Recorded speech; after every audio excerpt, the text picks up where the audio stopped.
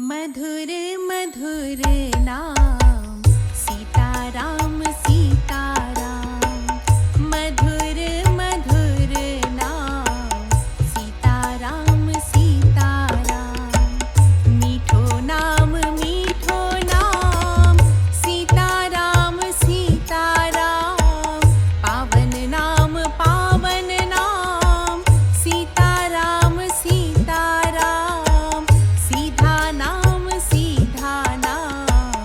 सीताराम सीताराम।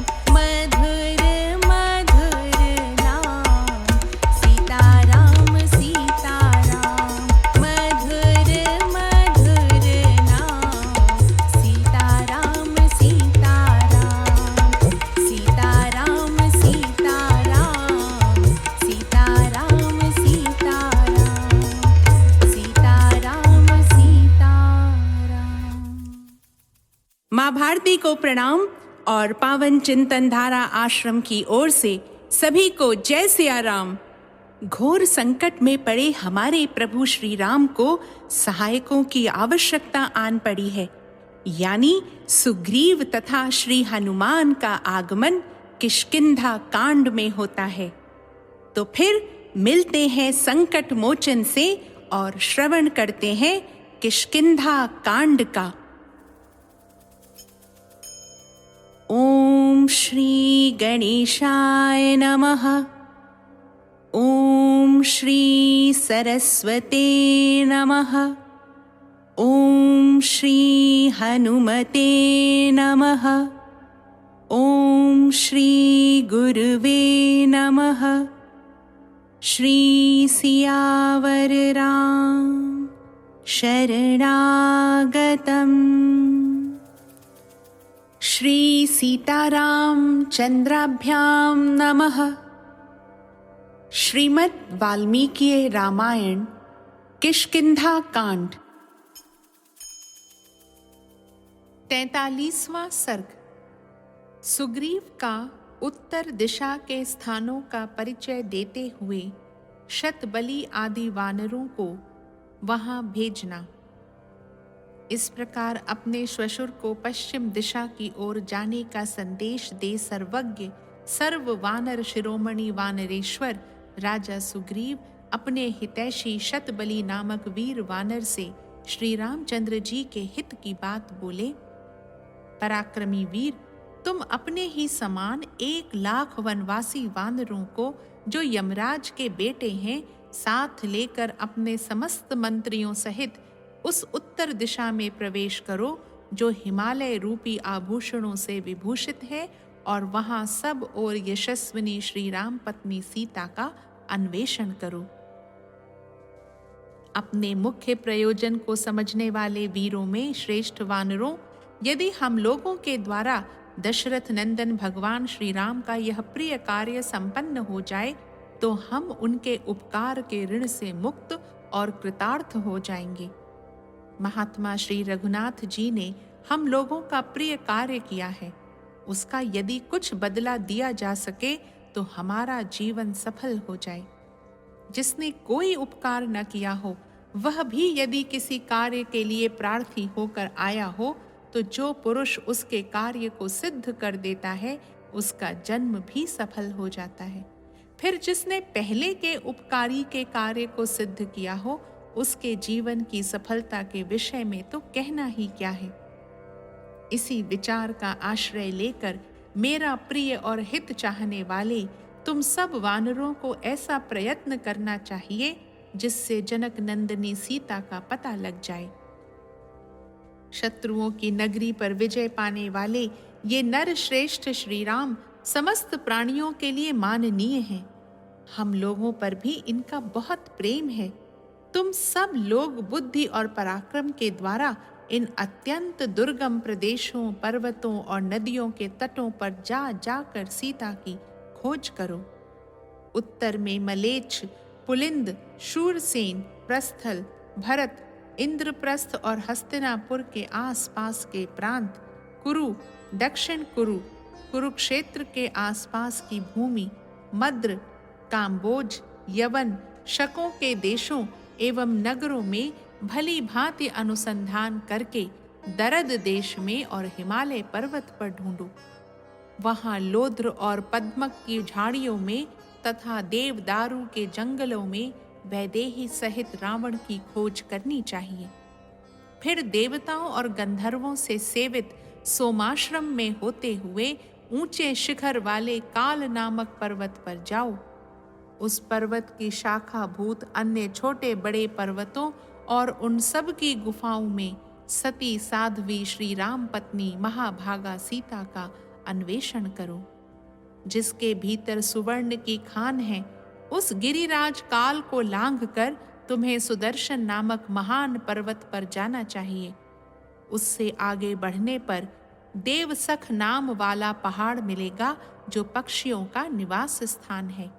वह भांति भांति के विहंगमों से व्याप्त तथा नाना प्रकार के वृक्षों से विभूषित है।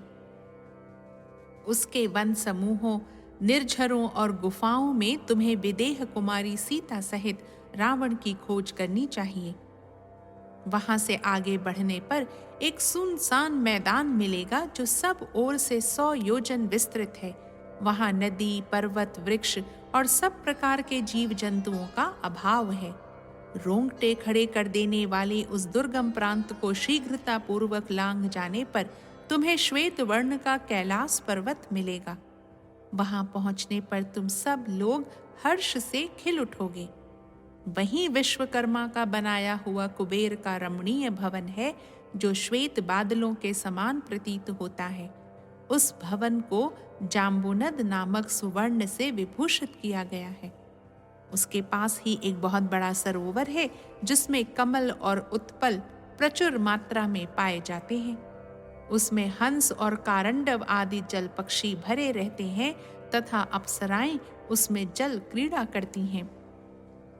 वहां यक्षों के स्वामी विश्रवा कुमार श्रीमान राजा कुबेर, जो समस्त विश्व के लिए वंदनीय और धन देने वाले हैं, गुह्यकों के साथ विहार करते हैं। उस कैलाश के चंद्रमा की भांति उज्ज्वल शाखा पर्वतों पर तथा उनकी गुफाओं में सब ओर घूम फिरकर तुम्हें सीता सहित रावण का अनुसंधान करना चाहिए।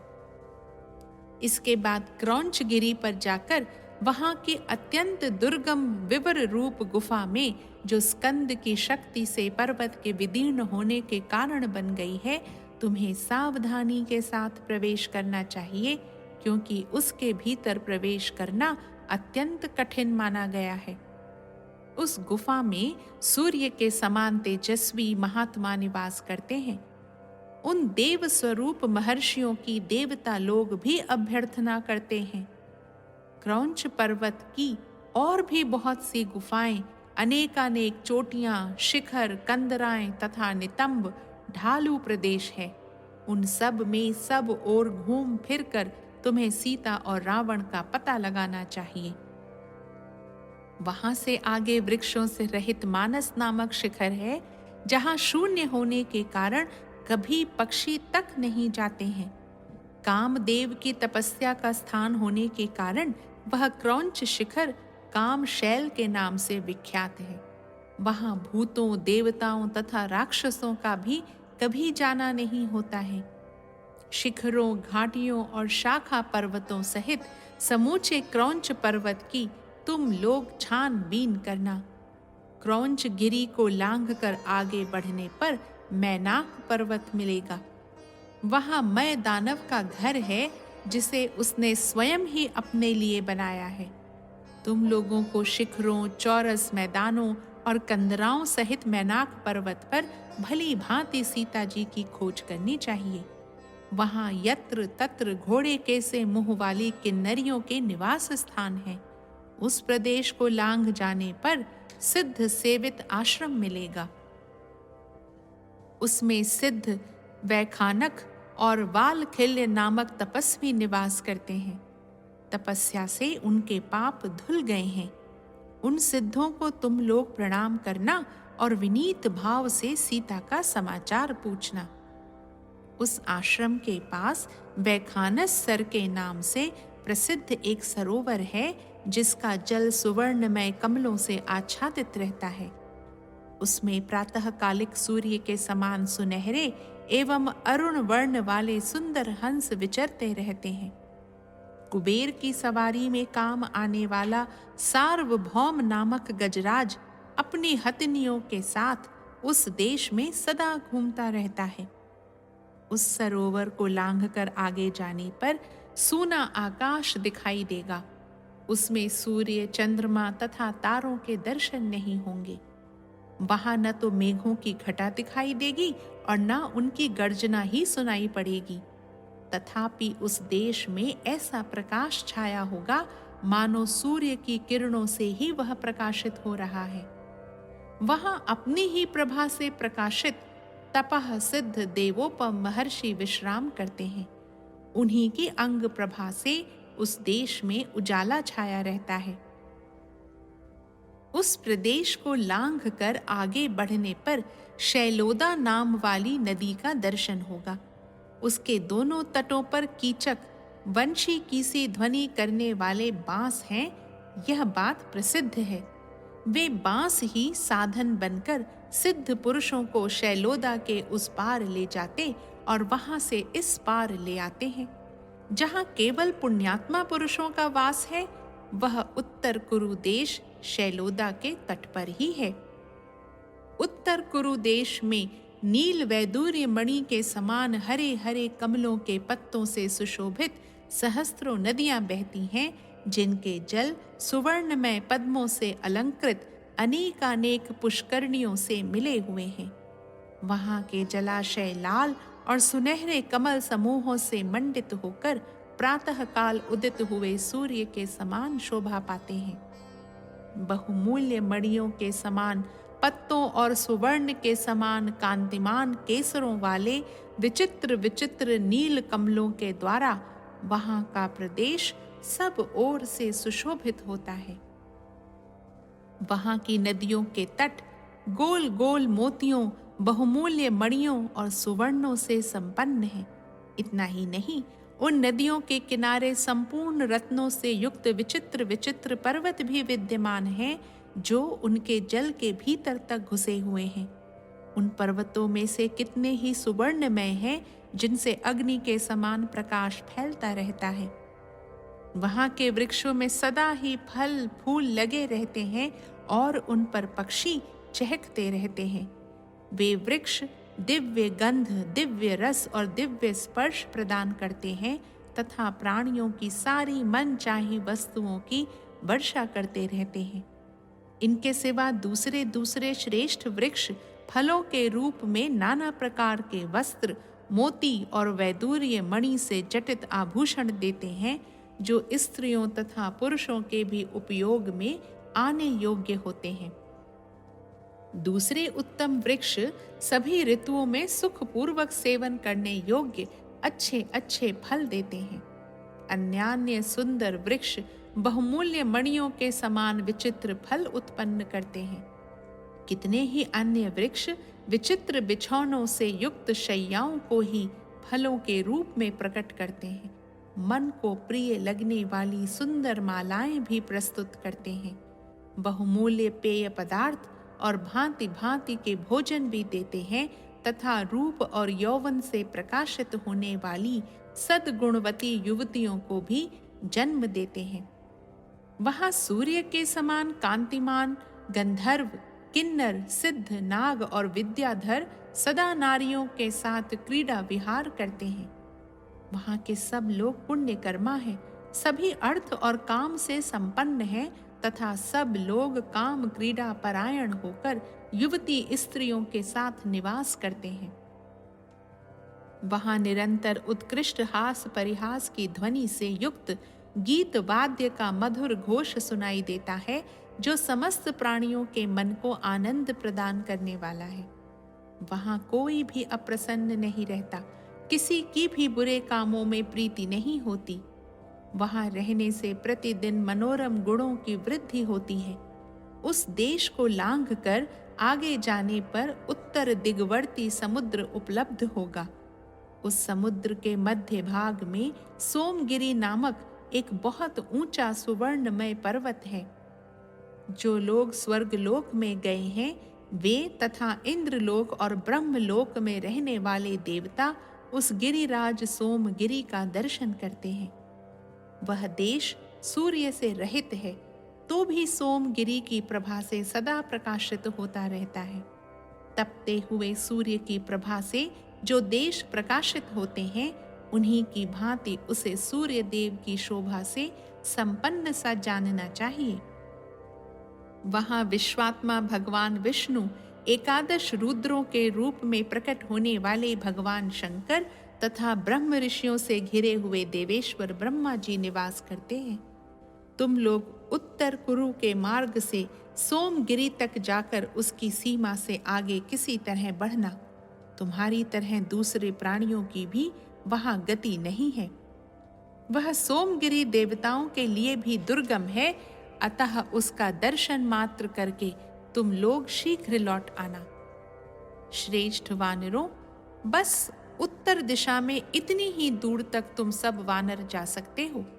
उसके आगे न तो सूर्य का प्रकाश है और न किसी देश आदि की सीमा है। अतः आगे की भूमि के संबंध में मैं कुछ नहीं जानता। मैंने जो जो स्थान बताए हैं, उन सब में सीता की खोज करना, और जिन स्थानों का नाम नहीं लिया है, वहां भी ढूंढने का ही निश्चित विचार रखना।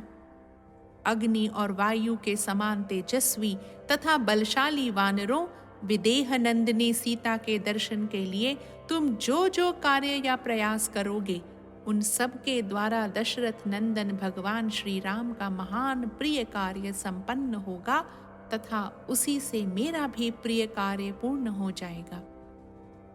वानरों, श्री रामचंद्र जी का प्रिय कार्य करके जब तुम लौटोगे, तब मैं सर्व गुण संपन्न एवं मनोनुकूल पदार्थों के द्वारा तुम सब लोगों का सत्कार करूंगा। तत्पश्चात तुम लोग शत्रुहीन होकर अपने हितैषियों और बंधु बांधवों सहित कृतार्थ एवं समस्त प्राणियों के आश्रयदाता होकर अपनी प्रियतमाओं के साथ सारी पृथ्वी पर सानंद विचरण करोगे। इस प्रकार श्री वाल्मीकि निर्मित आर्ष रामायण आदि काव्य के किष्किंधा कांड में 43वां सर्ग पूरा हुआ। श्री राम राम रघुनंदन राम राम, श्री राम राम भरताग्रज राम राम, श्री राम राम रणकरकश राम राम, श्री राम राम शरणं भव राम राम। 44वां सर्ग। श्री राम का हनुमान जी को अंगूठी देकर भेजना। सुग्रीव ने हनुमान जी के समक्ष विशेष रूप से सीता के अन्वेषण रूप प्रयोजन को उपस्थित किया, क्योंकि उन्हें यह दृढ़ विश्वास था कि वानर श्रेष्ठ हनुमान जी इस कार्य को सिद्ध कर सकेंगे। समस्त वानरों के स्वामी सुग्रीव ने अत्यंत प्रसन्न होकर परम पराक्रमी वायुपुत्र हनुमान से इस प्रकार कहा, कपिश्रेष्ठ, पृथ्वी, अंतरिक्ष, आकाश, देवलोक अथवा जल में भी तुम्हारी गति का अवरोध मैं कभी नहीं देखता हूँ। असुर, गंधर्व, नाग, मनुष्य, देवता, समुद्र तथा पर्वतों सहित संपूर्ण लोकों का तुम्हें ज्ञान है। वीर, महाकपे, सर्वत्र अबाधित गति, वेग, तेज और फुर्ती, ये सभी सद्गुण तुम में अपने महापराक्रमी पिता वायु के ही समान हैं। इस भूमंडल में कोई भी प्राणी तुम्हारे तेज की समानता करने वाला नहीं है। अतः जिस प्रकार सीता की उपलब्धि हो सके, वह उपाय तुम ही सोचो। हनुमन, तुम नीति शास्त्र के पंडित हो। एकमात्र तुम्ही में बल, बुद्धि, पराक्रम, देश काल का अनुसरण तथा नीतिपूर्ण बर्ताव एक साथ देखे जाते हैं। सुग्रीव की बात सुनकर श्री रामचंद्र जी को यह ज्ञात हुआ कि इस कार्य की सिद्धि का संबंध, इसे पूर्ण करने का सारा भार हनुमान पर ही है। उन्होंने स्वयं भी यह अनुभव किया कि हनुमान इस कार्य को सफल करने में समर्थ हैं। फिर वे इस प्रकार मन ही मन विचार करने लगे, वानर राज सुग्रीव सर्वथा हनुमान पर ही यह भरोसा किए बैठे हैं कि ये ही निश्चित रूप से हमारे इस प्रयोजन को सिद्ध कर सकते हैं। स्वयं हनुमान भी अत्यंत निश्चित रूप से इस कार्य को सिद्ध करने का विश्वास रखते हैं। इस प्रकार कार्यों द्वारा जिनकी परीक्षा कर ली गई है तथा जो सबसे श्रेष्ठ समझे गए हैं, वे हनुमान अपने स्वामी सुग्रीव के द्वारा सीता की खोज के लिए भेजे जा रहे हैं। इनके द्वारा इस कार्य के फल का उदय, सीता का दर्शन होना निश्चित है। ऐसा विचार कर महातेजस्वी श्री रामचंद्र जी कार्य साधन के उद्योग में सर्वश्रेष्ठ हनुमान जी की ओर दृष्टिपात करके अपने को कृतार्थ सा मानते हुए प्रसन्न हो गए। उनकी सारी इंद्रियां और मन हर्ष से खिल उठे। तदनंतर शत्रुओं को संताप देने वाले श्री राम ने प्रसन्नता पूर्वक अपने नाम के अक्षरों से सुशोभित एक अंगूठी हनुमान जी के हाथ में दी, जो राजकुमारी सीता को पहचान के रूप में अर्पण करने के लिए थी। अंगूठी देकर वे बोले, कपिश्रेष्ठ, इस चिन्ह के द्वारा जनक किशोरी सीता को यह विश्वास हो जाएगा कि तुम मेरे पास से ही गए हो। इससे वह भय त्याग कर तुम्हारी ओर देख सकेगी। वीरवर, तुम्हारा उद्योग, धैर्य, पराक्रम और सुग्रीव का संदेश, ये सब मुझे इस बात की सूचना सी दे रहे हैं कि तुम्हारे द्वारा कार्य की सिद्धि अवश्य होगी। वानर श्रेष्ठ हनुमान ने वह अंगूठी लेकर उसे मस्तक पर रखा और फिर हाथ जोड़कर श्री राम के चरणों में प्रणाम करके वे वानर शिरोमणि वहां से प्रस्थित हुए। उस समय वीर वानर पवन कुमार हनुमान अपने साथ वानरों की उस विशाल सेना को ले जाते हुए उसी तरह शोभा पाने लगे जैसे मेघ रहित आकाश में विशुद्ध निर्मल मंडल से उपलक्षित चंद्रमा नक्षत्र समूहों के साथ सुशोभित होता है। जाते हुए हनुमान को संबोधित करके श्री रामचंद्र जी ने फिर कहा, अत्यंत बलशाली कपिश्रेष्ठ, मैंने तुम्हारे बल का आश्रय लिया है। पवन कुमार हनुमान, जिस प्रकार भी जनक नंदिनी सीता प्राप्त हो सके, तुम अपने महान बल विक्रम से वैसा ही प्रयत्न करो। अच्छा, अब जाओ। इस प्रकार श्री वाल्मीकि निर्मित आर्ष रामायण आदि काव्य के किष्किंधा कांड में 44वां सर्ग पूरा हुआ। श्री राम राम रघुनंदन राम राम, श्री राम राम भरताग्रज राम राम, श्री राम राम रणकरकश राम राम, श्री राम राम शरणं भव राम राम। 45वां सर्ग। विभिन्न दिशाओं में जाते हुए वानरों का सुग्रीव के समक्ष अपने उत्साह सूचक वचन सुनाना।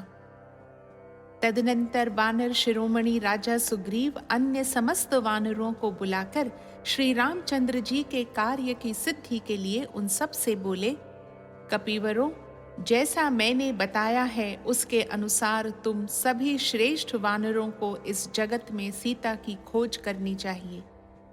स्वामी की उस कठोर आज्ञा को भली भांति समझकर वे संपूर्ण श्रेष्ठ वानर टिड्डियों के दल की भांति पृथ्वी को आच्छादित करके वहां से प्रस्थित हुए। श्री रामचंद्र जी लक्ष्मण के साथ उस प्रस्रवण गिरि पर ही ठहरे रहे और सीता का समाचार लाने के लिए जो 1 मास की अवधि निश्चित की गई थी उसकी प्रतीक्षा करने लगे। उस समय वीर वानर शतबली ने गिरिराज हिमालय से घिरी हुई रमणीय उत्तर दिशा की ओर शीघ्रता पूर्वक प्रस्थान किया। वानर यूथपति विनत पूर्व दिशा की ओर गए। कपिगणों के अधिपति पवन कुमार वानर हनुमान जी तार और अंगद आदि के साथ अगत से सेवित दक्षिण दिशा की ओर प्रस्थित हुए तथा वानरेश्वर कपिश्रेष्ठ सुषेण ने वरुण द्वारा सुरक्षित घोर पश्चिम दिशा की यात्रा की। वानर सेना के स्वामी वीर राजा सुग्रीव संपूर्ण दिशाओं में यथा योग्य वानरों को भेजकर बहुत सुखी हुए और मन ही मन हर्ष का अनुभव करने लगे। इस तरह राजा की आज्ञा पाकर समस्त वानर यूथपति बड़ी उतावली के साथ अपनी अपनी दिशा की ओर प्रस्थित हुए। वे समस्त महाबली वानर और उनके यूथपति अपने राजा के द्वारा इस प्रकार प्रेरित हो भांति भांति के शब्द करते, उच्च स्वर से गरजते, दहाड़ते, किलकारियां मारते, दौड़ते और कोलाहल करते हुए कहने लगे, राजन, हम सीता को साथ लाएंगे और रावण का वध कर डालेंगे। युद्ध में यदि रावण मेरे सामने आ जाए तो मैं अकेला ही उसे मार गिराऊंगा। तत्पश्चात उसकी सारी सेना को मथ कर कष्ट एवं भय से कांपती हुई जानकी जी को सहसा यहाँ उठा लाऊंगा। आप लोग यहीं ठहरें, मैं अकेला ही पाताल से भी जनक किशोरी को निकाल लाऊंगा। वृक्षों को उखाड़ फेंकूंगा, पर्वतों के टुकड़े टुकड़े कर डालूंगा, पृथ्वी को विदीर्ण कर दूंगा और समुद्रों को भी विक्षुब्ध कर डालूंगा। मैं 100 योजन तक कूद सकता हूँ, इसमें संशय नहीं है। मैं 100 योजन से भी अधिक दूर तक जा सकता हूँ। पृथ्वी, समुद्र, पर्वत, वन और पाताल में भी मेरी गति नहीं रुकती। इस तरह वहां वानर राज सुग्रीव के समीप बल के घमंड में भरे हुए वानर उस समय एक एक करके आते और उनके सामने उपर्युक्त बातें कहते थे। इस प्रकार श्री वाल्मीकि निर्मित आर्ष रामायण आदि काव्य के किष्किंधा कांड में 45वां सर्ग पूरा हुआ। श्री राम राम रघुनंदन राम राम, श्री राम राम भरताग्रज राम राम, श्री राम राम रणकरकश राम राम, श्री राम राम शरणं भव राम राम।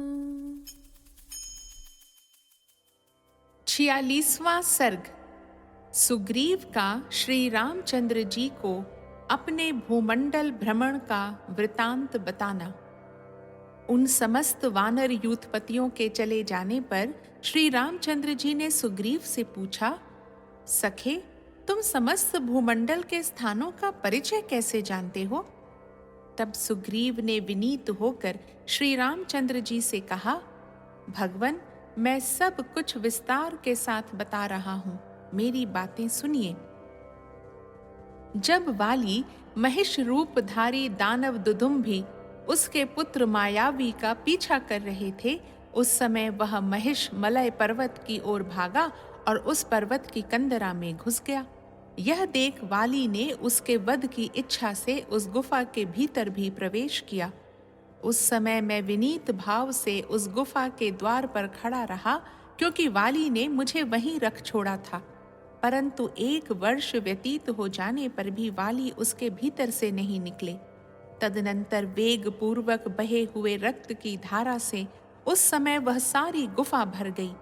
यह देखकर मुझे बड़ा विस्मय हुआ तथा मैं भाई के शोक से व्यथित हो उठा। फिर मेरी बुद्धि में यह बात आई कि अब मेरे बड़े भाई निश्चय ही मारे गए। यह विचार पैदा होते ही मैंने उस गुफा के द्वार पर एक पहाड़ जैसी चट्टान रख दी। सोचा, इस शिला से द्वार बंद हो जाने पर मायावी निकल नहीं सकेगा, भीतर ही घुट घुट कर मर जाएगा। इसके बाद भाई के जीवन से निराश होकर मैं किष्किंधापुरी में लौट आया। यहाँ विशाल राज्य तथा रुमा सहित तारा को पाकर मित्रों के साथ मैं निश्चिंतता पूर्वक रहने लगा। तत्पश्चात वानर श्रेष्ठ वाली उस दानव का वध करके आ पहुंचे। उनके आते ही मैंने भाई के गौरव से भयभीत हो वह राज्य उन्हें वापस कर दिया। परंतु दुष्टात्मा वाली मुझे मार डालना चाहता था। उसकी सारी इंद्रियां यह सोचकर व्यथित हो उठी थीं कि यह मुझे मारने के लिए ही गुफा का द्वार बंद करके भाग आया था। मैं अपनी प्राण रक्षा के लिए मंत्रियों के साथ भागा और वाली मेरा पीछा करने लगा। वाली मेरे पीछे लगा रहा और मैं जोर जोर को भागता गया। उसी समय मैंने विभिन्न नदियों, वनों और नगरों को देखते हुए सारी पृथ्वी को गाय की खुरी की भांति मानकर उसकी परिक्रमा कर डाली। भागते समय मुझे यह पृथ्वी दर्पण और अलात चक्र के समान दिखाई दी। तदनंतर पूर्व दिशा में जाकर मैंने नाना प्रकार के वृक्ष, कंदराओं सहित रमणीय पर्वत और भांति भांति के सरोवर देखे। वहीं नाना प्रकार के धातुओं से मंडित उदयाचल तथा अप्सराओं से नित्य निवास स्थान क्षीरोद सागर का भी मैंने दर्शन किया। उस समय वाली पीछा करते रहे और मैं भागता रहा। प्रभो, जब मैं यहाँ फिर लौटकर आया तब वाली के डर से पुनः सहसा मुझे भागना पड़ा। उस दिशा को छोड़कर मैं फिर दक्षिण दिशा की ओर प्रस्थित हुआ, जहाँ विंध्य पर्वत और नाना प्रकार के वृक्ष भरे हुए हैं तथा चंदन के वृक्ष जिसकी शोभा बढ़ाते हैं। वृक्षों और पर्वतों की ओट में बारंबार वाली को देखकर मैंने दक्षिण दिशा को छोड़ दिया तथा वाली के खदेड़ने पर पश्चिम दिशा की शरण ली। वहां नाना प्रकार के देशों को देखता हुआ मैं गिरिश्रेष्ठ अस्ताचल तक जा पहुंचा। वहां पहुंचकर मैं पुनः उत्तर दिशा की ओर भागा। हिमालय, मेरु और उत्तर समुद्र तक पहुंचकर भी जब वाली के पीछा करने के कारण मुझे कहीं शरण नहीं मिली, तब परम बुद्धिमान हनुमान जी ने मुझसे यह बात कही। राजन, इस समय मुझे उस घटना का स्मरण हो आया है जैसे कि मतंग मुनि ने उन दिनों वानर राज वाली को शाप दिया था कि यदि वाली इस आश्रम मंडल में प्रवेश करेगा तो उसके मस्तक के सैकड़ों टुकड़े हो जाएंगे। अतः वहीं निवास करना हम लोगों के लिए सुखद और निर्भय होगा। राजकुमार, इस निश्चय के अनुसार हम लोग ऋष्यमुख पर्वत पर आकर रहने लगे। उस समय मतंग ऋषि के भय से वाली ने वहां प्रवेश नहीं किया। राजन, इस प्रकार मैंने उन दिनों समस्त भूमंडल को प्रत्यक्ष देखा था। उसके बाद ऋष्यमुख की गुफा में आया था। इस प्रकार श्री वाल्मीकि निर्मित आर्ष रामायण आदि काव्य के किष्किंधा कांड में 46वां सर्ग पूरा हुआ। श्री राम राम रघुनंदन राम राम, श्री राम राम भरताग्रज राम राम, श्री राम राम रणकर्कश राम राम, श्री राम राम शरणं भव राम राम। 47वां सर्ग। पूर्व आदि 3 दिशाओं में गए हुए वानरों का निराश होकर लौट आना। वानर राज के द्वारा समस्त दिशाओं की ओर जाने की आज्ञा पाकर वे सभी श्रेष्ठ वानर जिनके लिए जिस ओर जाने का आदेश मिला था उसी ओर विदेह कुमारी सीता का पता लगाने के लिए उत्साह पूर्वक चल दिए। वे सरोवरों, सरिताओं, लता मंडपों, खुले स्थानों और नगरों में तथा नदियों के कारण दुर्गम प्रदेशों में सब ओर घूम फिरकर सीता की खोज करने लगे। सुग्रीव ने जिन्हें आज्ञा दी थी वे सभी वानर यूथपति अपनी अपनी दिशाओं के पर्वत, वन और काननों सहित संपूर्ण देशों की छानबीन करने लगे। सीता जी का पता लगाने की निश्चित इच्छा मन में लिए वे सब वानर दिन भर इधर उधर अन्वेषण करते और रात के समय किसी नियत स्थान पर एकत्र हो जाते थे। सारे दिन भिन्न भिन्न देशों में घूम फिरकर वे वानर सभी ऋतुओं में फल देने वाले वृक्षों के पास जाकर रात को वहीं सोया अथवा विश्राम किया करते थे। जाने के दिन को पहला दिन मानकर 1 मास पूर्ण होने तक वे श्रेष्ठ वानर निराश हो लौट आए और कपिराज सुग्रीव से मिलकर प्रस्रवण गिरि पर ठहर गए। महाबली विनत अपने मंत्रियों के साथ पहले बताए अनुसार पूर्व दिशा में खोज करके वहां सीता को न पाकर किष्किंधा लौट आए। महाकपि शतबली सारी उत्तर दिशा की छानबीन करके भयभीत हो तत्काल सेना सहित किष्किंधा आ गए। वानरों सहित सुषेण भी पश्चिम दिशा का अनुसंधान करके वहां सीता को न पाकर 1 मास पूर्ण होने पर सुग्रीव के पास चले आए।